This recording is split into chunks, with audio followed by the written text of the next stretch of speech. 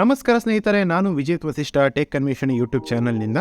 ಇವತ್ತಿನ ಈ ಒಂದು ವಿಡಿಯೋ ಏನಿದೆ ಇದು ಆನ್ಲೈನ್ ಅರ್ನಿಂಗ್ ಬಗ್ಗೆ. ನಾವೆಲ್ಲ ಯೂಟ್ಯೂಬ್ನಲ್ಲಿ ಗೂಗಲ್ನಲ್ಲಿ ಎಲ್ಲ ಸರ್ಚ್ ಮಾಡ್ತಾ ಇರ್ತೀವಿ, ಹೇಗೆ ಮನೇಲೆ ಕುತ್ಕೊಂಡು ಹಣವನ್ನು ಗಳಿಸ್ಬೋದು ಅಂತೆಲ್ಲ. ಸೊ ಇವತ್ತು ನನ್ನ ಬಳಿ ಒಂದು ಜೆನ್ಯೂನ್ ವೆಬ್ಸೈಟ್ ಅಥವಾ ಅಪ್ಲಿಕೇಶನ್ ಅಂತ ಹೇಳ್ಬೋದು, ಅಪ್ಲಿಕೇಶನ್ ಇದೆ. ಅದರಿಂದ ನೀವು 100% ಹಣವನ್ನು ಗಳಿಸ್ಬೋದು. ನಾನು ಕೂಡ ಹಣವನ್ನು ಗಳಿಸಿದ್ದೀನಿ. ಸೊ ಬಟ್ ಒಂದು ಹೇಳ್ತೀನಿ, ಇದು ಆ್ಯಕ್ಟಿವ್ ಇನ್ಕಮ್ ಸೋರ್ಸ್ ಆಗಿರೋದಿಲ್ಲ. ನಿಮಗೆ ಎಂತಾದ್ರು ಟೈಮ್ ಇದ್ದರೆ ಒಂಥರ ಪಾರ್ಟ್ ಟೈಮ್ ಜಾಬ್ ಥರ ನೀವು ನೋಡ್ಕೊಳ್ಬೋದು, ಓಕೆನಾ? ಸೊ ಇವಾಗ ಆ್ಯಪ್ ನೇಮ್ ಹೇಳೋದಕ್ಕಿಂತ ಮುಂಚೆ ಫಸ್ಟಿಗೆ ಇದರ ಒಂದು ಕಾನ್ಸೆಪ್ಟನ್ನು ತಿಳ್ಕೊಳ್ಳೋಣ. ಇಲ್ಲಿ ನಾವು ಏನು ಮಾಡಬೇಕು ಅಂತ.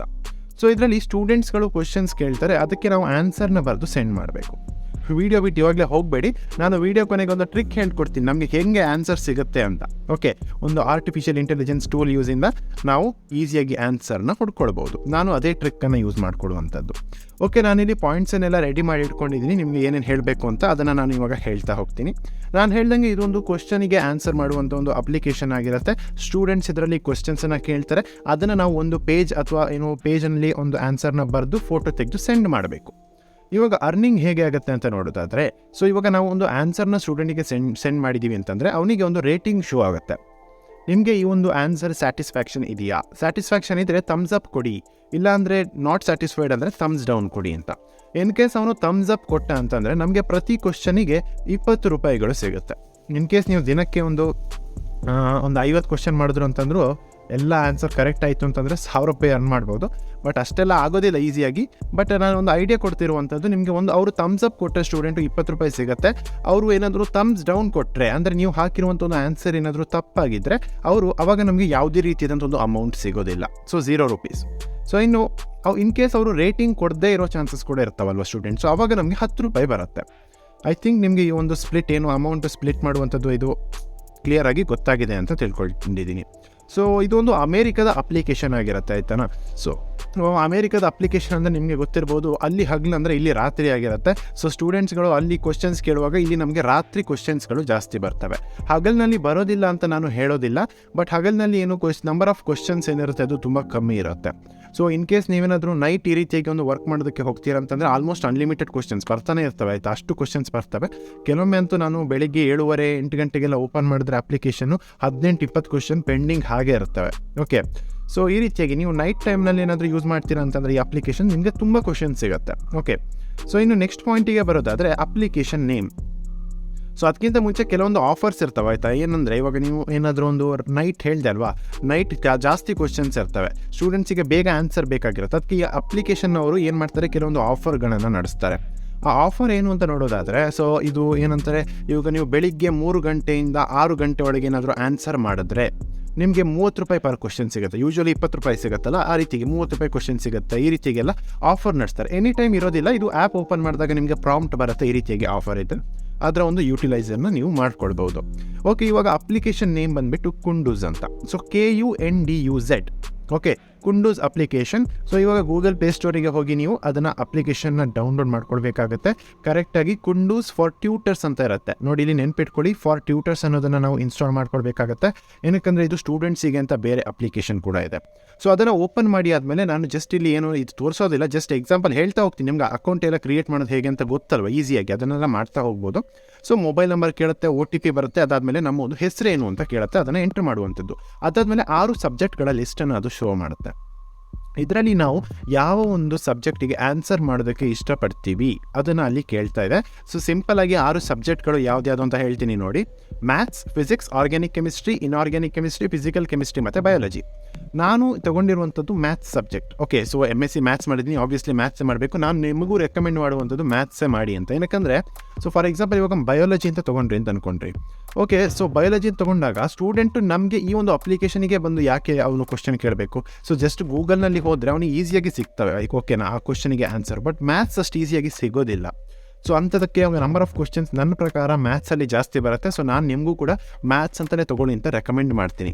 ಸೊ ಉಳಿದಿದ್ದು ನಿಮಗೆ ಬಿಟ್ಟಿದ್ದು. ಸೊ ನೆಕ್ಸ್ಟ್ ಸ್ಟೆಪ್ನಲ್ಲಿ ಸಬ್ಜೆಕ್ಟ್ ಸೆಲೆಕ್ಟ್ ಮಾಡಿ ಆದಮೇಲೆ ಇಮೇಲ್ ID ಕೇಳುತ್ತೆ, ಅಷ್ಟೇ. ಅದಾದಮೇಲೆ ಇಮೇಲ್ ID ಎಂಟರ್ ಮಾಡಿ ನೆಕ್ಸ್ಟ್ ಅನ್ನೋಕ್ಕೂ ಆ್ಯಪ್ ಓಪನ್ ಆಗುತ್ತೆ. ಇದರಲ್ಲಿ ಒಟ್ಟು 6 ಸ್ಟೆಪ್ಸ್ ಇರುತ್ತೆ.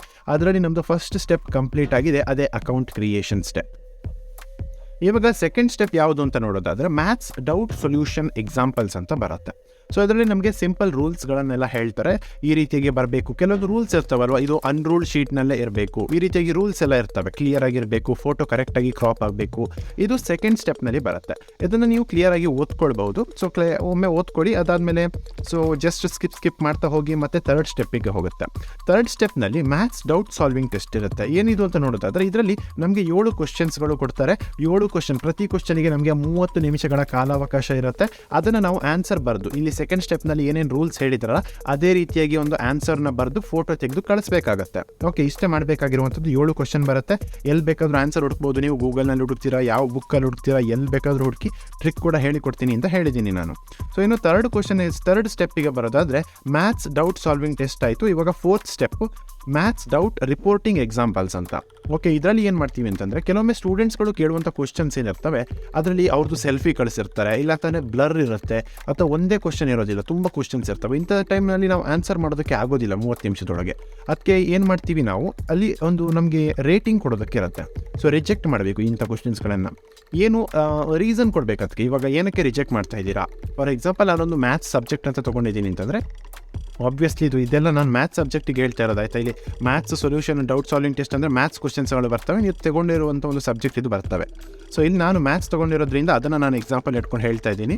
So maths doubt reporting example, report ಮಾಡೋದಕ್ಕಿರುತ್ತೆ ಸಿಂಪಲ್ಲು. ಸೊ ಇದು ಬ್ಲರ್ ಇದೆ, ಇದರಲ್ಲಿ ಕ್ವಶನ್ನೇ ಇಲ್ಲ, ಇದು ಈ ಸಬ್ಜೆಕ್ಟಿಗೆ ಸೇರಿದ್ದೇ ಅಲ್ಲ, ಈ ರೀತಿಯಾಗಿ ಸಿಂಪಲ್ ಇದಿರ್ತವೆ ಆಪ್ಷನ್ಸ್ಗಳು, ಅದನ್ನು ಸೆಲೆಕ್ಟ್ ಮಾಡಿ ರಿಜೆಕ್ಟ್ ಮಾಡುವಂಥದ್ದು. ಇನ್ನು ಫಿಫ್ತ್ ಸ್ಟೆಪ್ ಬರುತ್ತೆ. ಇವಾಗ ಏನೇನು ರಿಜೆಕ್ಟ್ ಮಾಡೋದು ಅಂಥದ್ದು ರೂಲ್ಸ್ ಇತ್ತಲ್ಲ ಅದು ರಿಲೇಟೆಡ್ ಇರುತ್ತೆ. ಅವರೇ ಸಿಂಪಲ್ ಆಗಿ ಕ್ವಶನ್ಸ್ಗಳು ಕೊಡ್ತಾರೆ. ಇದನ್ನು ಏನಂತ ರೇಟಿಂಗ್ ಮಾಡ್ತೀರಾ ಅಂತ ಕೇಳ್ತಾರೆ. ಅಂದರೆ ಇದನ್ನು ಯಾಕೆ ರಿಜೆಕ್ಟ್ ಮಾಡ್ತೀರಾ, ಇದು ಬ್ಲರ್ ಆಗಿದೆಯಾ, ಅಥವಾ ಇದು ಅಂದರೆ ಇದರಲ್ಲಿ ಆ ಕ್ವಶನ್ನೇ ಇಲ್ವಾ, ಇದು ಈ ಸಬ್ಜೆಕ್ಟಿಗೆ ಸೇರಿದ್ದಲ್ವ, ಈ ರೀತಿಯಾಗಿ ಸಿಂಪಲ್ ಟೆಸ್ಟ್ ಇರುತ್ತೆ. ಸಿಂಪಲಾಗಿ ಕೊಡೋದು, ಸ್ಕಿಪ್ ನೆಕ್ಸ್ಟ್ ಅಂತ ಕೊಡೋದು. ಇನ್ನು 6ನೇ ಸ್ಟೆಪ್ ಬರುತ್ತೆ. 6ನೇ ಸ್ಟೆಪ್ನಲ್ಲಿ ನಮ್ಮದು ಅಕಾಡೆಮಿಕ್ ಡೀಟೇಲ್ಸ್ನ ಎಂಟ್ರ್ ಮಾಡೋದಕ್ಕೆ ಇರುತ್ತೆ. ಸೊ ಇದರಲ್ಲಿ ನೀವು 12th ಮಾರ್ಕ್ಸ್ ಕಾರ್ಡ್ ಆಗಲಿ, JEE, NEET, degree marks card ಯಾವ್ದು ಬೇಕಾದರೂ ಇಲ್ಲಿ ಒಂದು ಫೋಟೋ ಕಾಪಿ ತೆಗೆದು ಅಪ್ಲೋಡ್ ಮಾಡ್ಕೊಳ್ಬೋದು. ಸೊ ಫಸ್ಟ್ ಆಫ್ ಆಲ್ ಆ ರೀತಿಗೆ ಅಕಾಡೆಮಿಕ್ ಡೀಟೇಲ್ಸ್ ಅಂತ ಕೊಟ್ಟಾಗ ಅದರಲ್ಲಿ 3 ಆಪ್ಷನ್ಸ್ಗಳು ಕೇಳುತ್ತೆ. ಆ 3 ಆಪ್ಷನ್ಸ್ಗಳು ಯಾವುದು ಅಂತ ನೋಡೋದಾದರೆ ಮಾಮ್ ಆ್ಯಂಡ್ ಪಾಪ್ ಟ್ಯೂಟರ್ ಅಂತ ಒಂದು ಆಪ್ಷನ್ನು, ಮತ್ತೊಂದು ಆಪ್ಷನ್ನು ಕಾಲೇಜ್ ಸ್ಟೂಡೆಂಟ್ ಅಂತ ಕೇಳುತ್ತೆ ನೀವು, ಮತ್ತೊಂದು ಆಪ್ಷನ್ನು ಪ್ರೊಫೆಷನಲ್ ಟ್ಯೂಟರ್. ಈ 3 ಆಪ್ಷನಲ್ಲಿ ನೀವು ಒಂದು ಸೆಲೆಕ್ಟ್ ಮಾಡ್ಕೊಳ್ಬೇಕಾಗತ್ತೆ. ನಾನೇನು ರೆಕಮೆಂಡ್ ಮಾಡ್ತೀನಿ, ಪ್ರೊಫೆಷನಲ್ ಟ್ಯೂಟರ್ ಅಂತ ಸೆಲೆಕ್ಟ್ ಮಾಡ್ಕೊಳ್ಳಿ. ಅವಾಗ ನಿಮಗೆ ಈಸಿಯಾಗಿ ಏನು ಅವರು ರಿವ್ಯೂ ಮಾಡ್ತಾರೆ. ಓಕೆ, ಇಷ್ಟು ಆದಮೇಲೆ ಪ್ರೊಫೆಷನಲ್ ಟ್ಯೂಟರ್ ಅಂತ ಸೆಲೆಕ್ಟ್ ಮಾಡ್ಕೊಳ್ಳಿ. ಅದಾದಮೇಲೆ ಮಾರ್ಕ್ಸ್ ಕಾರ್ಡ್ ಅಪ್ಲೋಡ್ ಮಾಡೋಕ್ಕಿರುತ್ತೆ, ಅಪ್ಲೋಡ್ ಮಾಡ್ಕೊಳ್ಳಿ. ಇದೆಲ್ಲ ಆದಮೇಲೆ ಯುವರ್ ಅಕೌಂಟ್ ಈಸ್ ರಿಜಿಸ್ಟರ್ಡ್ ಅಂತ ಬರುತ್ತೆ. Assessment is completed pending review ಅಂತ ಬರುತ್ತೆ. ಅದಾದಮೇಲೆ ಅವರು ರಿವ್ಯೂ ಮಾಡ್ತಾರೆ. ಅದಾದಮೇಲೆ ನಮಗೆ ಒಂದು ಇಮೇಲ್ ಅಡ್ರೆಸ್ ಕೊಡ್ತಾರೆ. ಸೊ ಅವಾಗ ನಾವು ಒಂದು ಇಮೇಲ್ ಅಡ್ರೆಸ್ ಕೊಟ್ಟಿದ್ವಿ ನಿಮಗೆ ನೆನಪಿದ್ರೆ. ಸೊ ಇವಾಗ ಅಲ್ಲಿಗೆ ಒಂದು ಕನ್ಫರ್ಮೇಷನ್ ಮೇಲ್ ಬಂದಿರುತ್ತೆ. ನಿಮ್ಮೊಂದು ಜಿಮೇಲ್ ಓಪನ್ ಮಾಡ್ಕೊಳ್ಳಿ, ಅದು ಹೋಗಿ ಕನ್ಫರ್ಮ್ ಮಾಡ್ಕೊಳ್ಳಿ, ವೆರಿಫೈ ಮಾಡ್ಕೊಳ್ಳಿ ಇಮೇಲ್ನ, ಅಷ್ಟೇ ಮಾಡಬೇಕಾಗಿರುವಂಥದ್ದು. ಸೊ ಅವರು ರಿವ್ಯೂ ಆದಮೇಲೆ ನಿಮಗೆ ಒಂದು ಮೇಲ್ ಬರುತ್ತೆ. ಅದಾದಮೇಲೆ ಆ್ಯಪನ್ನು ಓಪನ್ ಮಾಡಿ ಕೂಡ ನೀವು ಚೆಕ್ ಮಾಡ್ಕೊಳ್ಬೋದು. ಓಕೆ, ಸೊ ಎಷ್ಟು ದಿನ ಆಗುತ್ತೆ ಅಂತ ನನಗೆ ಗ್ಯಾರಂಟಿ ಐಡಿಯಾ ಇಲ್ಲ, ಬಟ್ ಒಂದು ವಿತಿನ್ ಅ ವೀಕ್ ಆಗುತ್ತೆ ನನ್ನ ಪ್ರಕಾರ. ಅದಾದಮೇಲೆ ಇನ್ನು ಕ್ವಶನ್ಸ್ಗಳನ್ನು ನೋಡೋದಾದರೆ, ಸೊ ಇವಾಗ ವಿತಿನ್ ಅ ವೀಕ್ ಅಂತ ಹೇಳಿ ಸ್ಕಿಪ್ ಮಾಡಿ ಹೋಗಬೇಡಿ. ಸೊ ಜಸ್ಟ್ ಒಮ್ಮೆ ಕೇಳಿಸ್ಕೊಳ್ಳಿ ಹೇಗಿರುತ್ತೆ ಅಂತ. ಸೊ ಆ ಒಂದು ಅಪ್ಲಿಕೇಶನ್ ಓಪನ್ ಮಾಡಿದ್ಮೇಲೆ ಕೆಳಗೆ ರಿಕ್ವೆಸ್ಟ್ ಕ್ವಶನ್ ಅಂತ ಬರುತ್ತೆ. ಅಲ್ಲಿ ನಮಗೆ ಸ್ಟೂಡೆಂಟ್ ಕೇಳಿರುವಂಥ ಕ್ವಶನ್ ಬರುತ್ತೆ.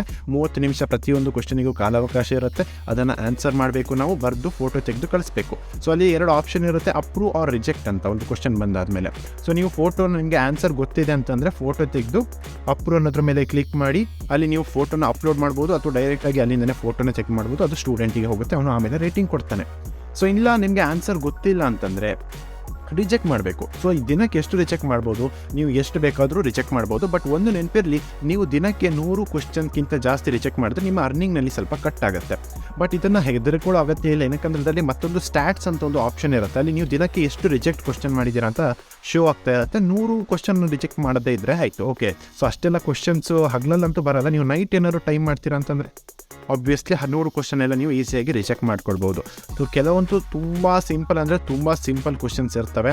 ಸೊ ಲೈಕ್ sin 30 ಅಂದರೆ ಏನು, ಈ ರೀತಿಯಾಗಿ ನಾನು ಮ್ಯಾಥ್ಸ್ ಎಕ್ಸಾಂಪಲ್ ತೊಗೊಳ್ತಾ ಇದ್ದೀನಿ. ಸಿಂಪಲ್ಲಾಗಿ ನೀವು ಕ್ಯಾಲ್ಕುಲೇಟರ್ ಒತ್ತಿ ಬರೆದು ಕಳಿಸಿದ್ರೆ ಆಯಿತು, 20 ರೂಪಾಯಿ ಬರುತ್ತೆ. ಈ ರೀತಿಯಾಗಿ ಸಿಂಪಲ್ ಕ್ವಶನ್ಸ್ಗಳೆಲ್ಲ ಇರ್ತವೆ. ಓಕೆ, ಸೊ ಹೇಳ್ದಂಗೆ ಈ ರೀತಿಯಾಗಿ ಅಪ್ರೂವ್ ಮಾಡಿ ಅದು ಸ್ಟೂಡೆಂಟಿಗೆ ಹೋಗುತ್ತೆ, ಅವನು ರೇಟಿಂಗ್ ಕೊಡ್ತಾನೆ. ರೇಟಿಂಗ್ ಕೊಟ್ಟಾದಮೇಲೆ ನಮಗೆ ಅರ್ನಿಂಗ್ ಆಗುತ್ತೆ. ಇವಾಗ ಟ್ರಿಕ್ ವಿಷಯಕ್ಕೆ ಬರೋದಾದರೆ ನಾನು ಯೂಸ್ ಮಾಡುವಂಥದ್ದು ಈಗಿನ ಟ್ರೆಂಡ್ ಏನೋ, ಆರ್ಟಿಫಿಷಿಯಲ್ ಇಂಟೆಲಿಜೆನ್ಸ್ ಅಂದರೆ ಈಗಿನ ಟ್ರೆಂಡ್ ಇರುವಂಥದ್ದೇ ಸೊ ChatGPT ಅಂತ. ಇದರಲ್ಲಿ ನಾನು ಹೋಗಿ ಅಲ್ಲಿ ಕ್ವಶನ್ಸ್ ಬರುತ್ತಲ್ಲ ಅದನ್ನು ನಾನು ಎಂಟರ್ ಮಾಡ್ತೀನಿ. ಓಕೆ, ಅಷ್ಟೇ. ಸೊ ChatGPT ಏನು ಅಂತ ಗೊತ್ತಿಲ್ಲದೆ ಅವರಿಗೆ ಒಂದು ಸಿಂಪಲ್ ಐಡಿಯಾ ಕೊಡ್ತೀನಿ. ಇದೊಂದು AI ಚಾಟ್ ಬಾಟ್ ಅಂತ ಹೇಳ್ಬೋದು. ಅದರಲ್ಲಿ ನಾವು ಏನೇ ಒಂದು ಕ್ವಶನ್ ಕೇಳಿದ್ರು ಕೂಡ ಅದು ಆನ್ಸರ್ ಮಾಡುತ್ತೆ. ಓಕೆ, ಸೊ ಇವಾಗ ನಾನು ಏನೇ ಕ್ವಶನ್ ಕೇಳಿದ್ರು ಆನ್ಸರ್ ಮಾಡುತ್ತೆ. ಬಟ್ ನೆನಪಿರಲಿ, ಅದು ಹೇಳುವಂಥ ಆನ್ಸರ್ ಪ್ರತಿ ಸತಿನೂ ಸರಿಯಾಗಿರುತ್ತೆ ಅಂತ ಏನೂ ರೂಲ್ಸ್ ಇಲ್ಲ. ಸೊ ಇವಾಗ ನಾನೊಂದು ಎಕ್ಸಾಂಪಲ್ಗೆ ನಾನೊಂದು ರಿಕ್ವೆಸ್ಟ್ ಕ್ವಶನ್ ಅಂತ ಕೊಟ್ಟಿದ್ದೀನಿ, ಇಲ್ಲೆಲ್ಲಾದರೂ ಹಾಕ್ತೀನಿ ನೋಡಿ. ಒಂದು ಕ್ವಶನ್ ಬಂದಿದೆ, ಇದನ್ನು ನಾನು ಎಕ್ಸಾಕ್ಟಾಗಿ ChatGPTಲಿ ಹೋಗಿ ಹಾಕ್ತೀನಿ. ChatGPTಲಿ ಹಾಕಿದಾಗ ಅದು ಆನ್ಸರ್ ನನಗೆ ಬರೆದು ಕಳಿಸುತ್ತೆ. ಓಕೆ, ಅದನ್ನು ನಾನೊಂದು ಶೀಟ್ನಲ್ಲಿ ಬರಿತೀನಿ, ಫೋಟೋ ತೆಗಿತೀನಿ, ಈ ಕುಂಡೂಸ್ ಅಪ್ಲಿಕೇಶನ್ಗೆ ಹೋಗ್ತೀನಿ, ಅಪ್ಲೋಡ್ ಮಾಡ್ತೀನಿ. ಸ್ಟೂಡೆಂಟ್ ಅದನ್ನು ರಿವ್ಯೂ ಮಾಡ್ತಾನೆ. ಇಲ್ಲಿ ಬಂದಿರುವಂಥದ್ದು ಆನ್ಸರು ಸರಿಯಾಗಿದ್ದರೆ ಇದಾಗಿದೆ. ಯೂಶ್ವಲಿ ಸರಿಯಾಗಿರುತ್ತೆ, ಬಟ್ ಏನಾದರೂ ನಿಮಗೆ ಟೈಪ್ ಮಾಡೋದಕ್ಕೆ ಅಥವಾ ನಿಮಗೆ ತುಂಬ ಕಾಂಪ್ಲಿಕೇಶನ್ಸ್ ಇದೆ ಅಂತ ಅನ್ಸಿದ್ರೆ ಕ್ವಶನನ್ನು ಜಸ್ಟ್ ಸ್ಕಿಪ್ ಮಾಡಿಬಿಡಿ, ಆಯಿತಾ? ಏನಕ್ಕಂದರೆ ನೀವು ತುಂಬ ಕಾಂಪ್ಲಿಕೇಶನ್ ಇದ್ದಷ್ಟು ಅದು ChatGPTನೂ ಕೂಡ ಏನು ಆನ್ಸರ್ ಹೇಳುತ್ತೆ ಅಂತ ಹೇಳೋದಕ್ಕಾಗೋದಿಲ್ಲ. ಇನ್ನು ChatGPTಗೆ ಹೇಗೆ ಹೋಗಬೇಕು, ನಾನು ಬೇಕಾದ್ರೆ ಲಿಂಕನ್ನು ಡಿಸ್ಕ್ರಿಪ್ಷನಲ್ಲಿ ಕೊಟ್ಟಿರ್ತೀನಿ, ಅಥವಾ ಗೂಗಲ್ನಲ್ಲಿ ಹೋಗಿ ChatGPT ಅಂತ ಸರ್ಚ್ ಮಾಡಿ. ಓಪನ್ AI ಅಂತ ಒಂದು ವೆಬ್ಸೈಟ್ ಬರುತ್ತೆ, ಅಲ್ಲಿಗೆ ಹೋಗಿ ಗೂಗಲ್ನಲ್ಲಿ ಸೈನ್ ಇನ್ ಆಗೋದಕ್ಕೆ ಕೇಳುತ್ತೆ. ಟ್ರೈ ChatGPT ಅಂತ ಕೊಡಿ, ಗೂಗಲ್ನಲ್ಲಿ ಸೈನ್ ಇನ್ ಆಗಿ ಏನು ಕ್ವಶನ್ ಬೇಕು ಕೇಳಿ. ಇದಂತಲ್ಲ, ನಿಮ್ದು ಏನೇ ಕ್ವಶನ್ ಕೇಳಿದ್ರು ಅದು ಆನ್ಸರ್ ಮಾಡುತ್ತೆ.